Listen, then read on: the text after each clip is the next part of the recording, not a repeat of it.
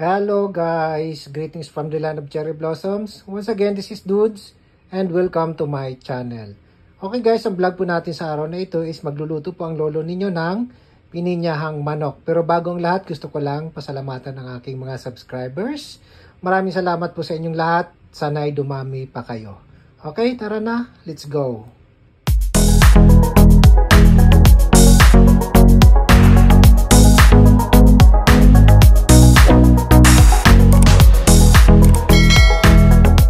Na po yung sangkap natin, no? Ito yung manok kanina na binabad ko, minarinate ko sa pineapple juice.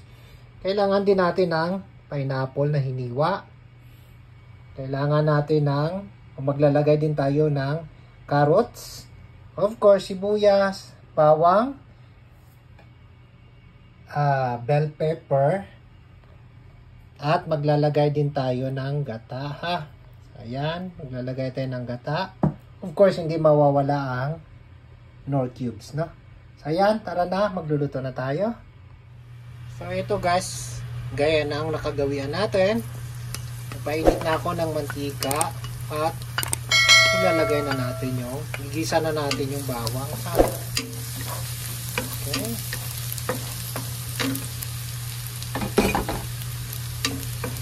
Oh, bango ng bawang. Tapos, kaya na natin na brownish ng konti. Saka natin i-gisa ang sibuyas.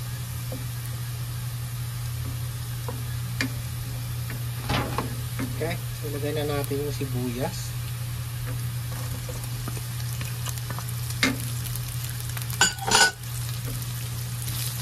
Gaya ng ginagawa ko, niluluto ko muna talaga ang sibuyas bago ko igisa ang karne.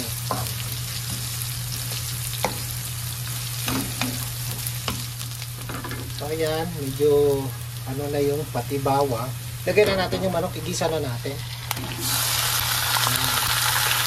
Guys, hindi ako maglalagay ng tubig dito kasi ito kung isang kakatas na ito plus itang pinakasabaw natin mamaya gata.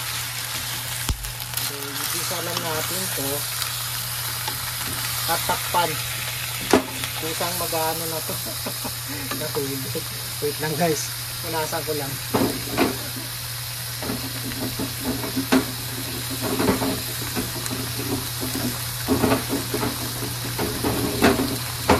Okay.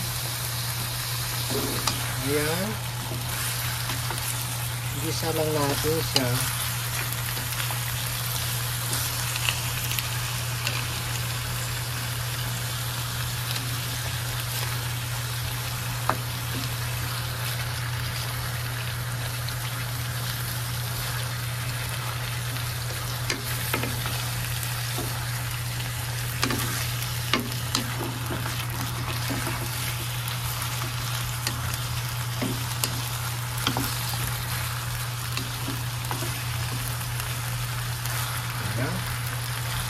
Kailangan siguraduhin natin nagisa lahat ng manok para maano yung langsa, ha.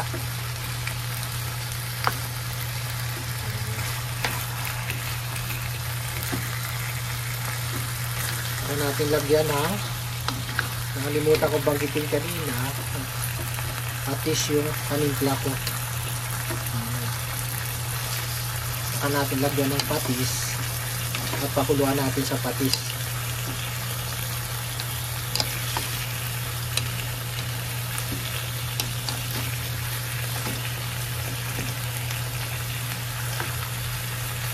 Tayo natin magbago yung kulay niya ng konti. Saka natin ilagay yung patis, ha.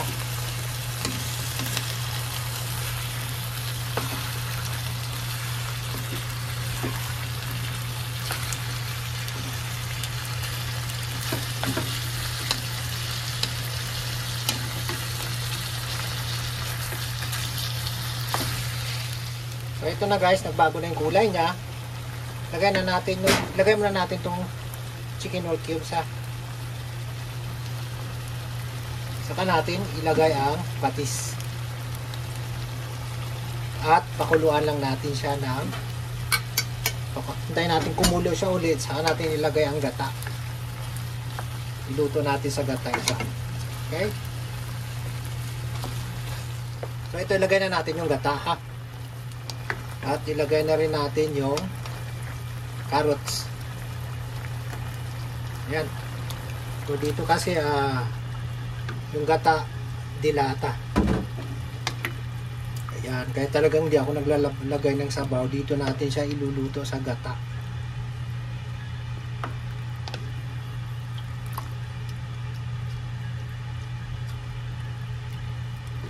Lagay na rin natin yung carrots ha. Tsaka yung pineapple para maluto talaga siya ng todo.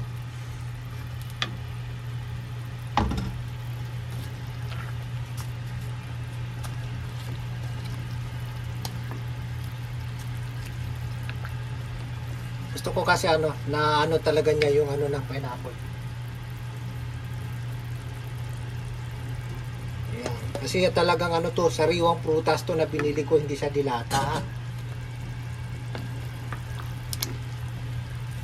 Medyo maliit lang na konti yung ating kawali, pero carry yan. Kasi ayan.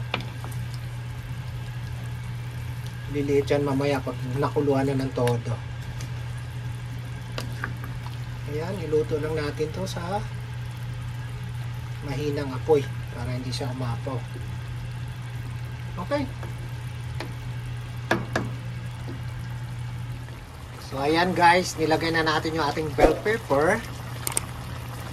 Ito na to, pwede na natin tikman. Tikman natin ha.